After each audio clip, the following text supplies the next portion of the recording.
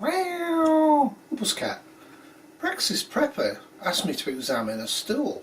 He was a most peculiar man. Well, I know next to nothing about woodwork, so I was a bit puzzled. Anyhow, it turned out he's got a microscope and he wanted to look at poop, not a wooden stool. So yeah, I'm game for most anything, though I had to admit, and I'll admit again now, microscopic examination of poop is not a skill base of mine, but actual physical examination very much is. So you want to get a relatively fresh sample of poop and you want to look at it for physical examination. Smell, colour, volume, consistency, is there any mucus or any pus, any concretions, any helminths. Concretions and helminths I wouldn't worry about too much. But you might also see food remnants and undigested tablets. Now some people like me have irritable bowel, though I'm not diagnosed and I couldn't care less. But I do quite often have frequency and I quite often have to go quite a lot. And I will often find undigested seeds if I haven't crunched them up in my poop. Do you? Now the most famous way of physically assessing poop is the Bristol Stool chart. And it has 7 categories. Well, there's actually an 8th category, but online you'll mostly find the 7. So what exactly are they? Well, type 1 to type 3, arguably type 1 and 2 only, implies constipation, so increased fibre, increased fluids, increased exercise.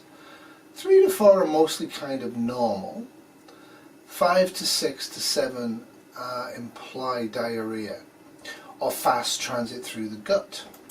Now like I said, if you look, there is actually an 8th one, and I think this is kind of a great slide, but I couldn't really get a better version of it. But if you Google what you're looking at, you'll find it. I think it's important to actually know about type 8. So the stool is very mucously, kind of white, and it really will stink. It shows unsafe amounts of alcohol and or recreational drugs, which is why I think it's important for us to know this if we're going to stare at people's poop. I did tell Praxis it's absolutely fine to refrigerate, and mostly it is, but it turned out when I actually poked into it a little bit more that it actually is better to have a fresh warm sample if you are specifically looking for ova or parasites. Apparently if you refrigerate them they'll break down, so you won't actually see what you're looking at. And as it says, you need to do this at least 3 random stool samples before you make a diagnosis. I don't know about you, but my poop is generally like brown coloured. So I'm not really sure if this chart is actually that great, because orange poop? I don't know. Anyhow, I think it's mostly kind of true. What you need to do is look at the colour. Red. Red's going to be the severe one. Bright red, smells but not overwhelmingly, is going to be a lower gastric intestinal tract bleed. Dark, really smelly blood, there's a higher bleed in the higher gastric tract from the stomach or the esophagus or from the large bowel because it's been digested. If it's green, then you may well have it going through the bowels far too fast, so the bile's actually just coming out. Now with diarrhea you're not going to see it green, it's going to be very spread out.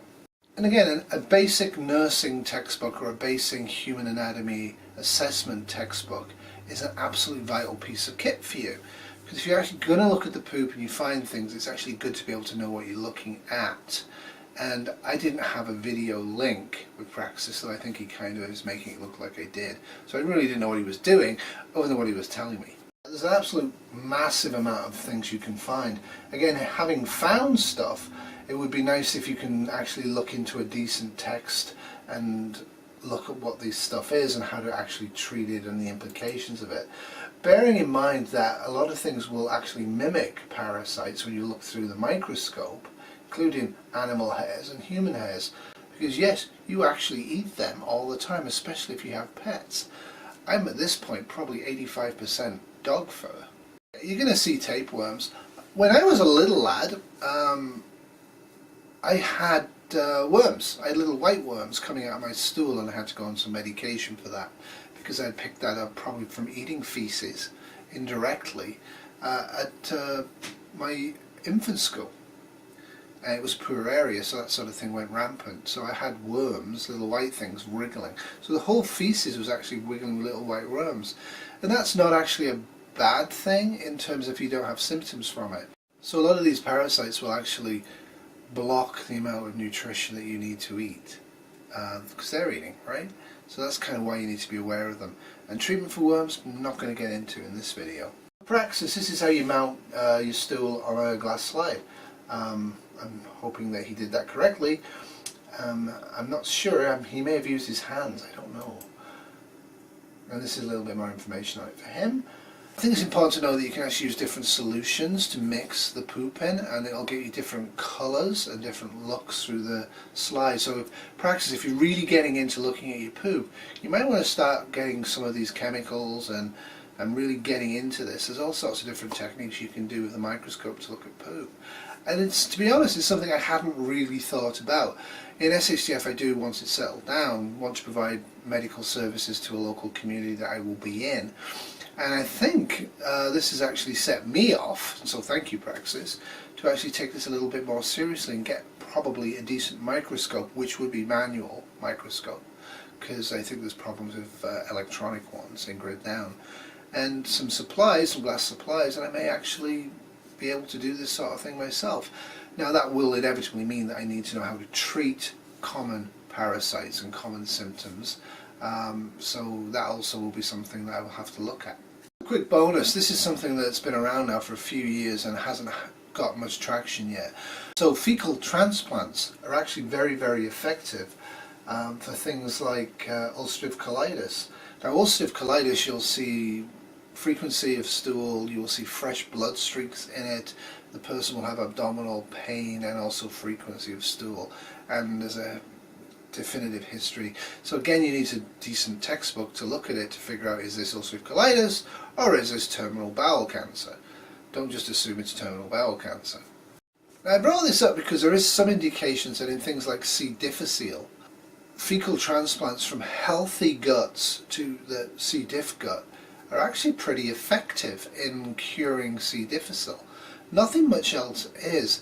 Now the way we do it medically is we put a nasogastric tube down past the stomach.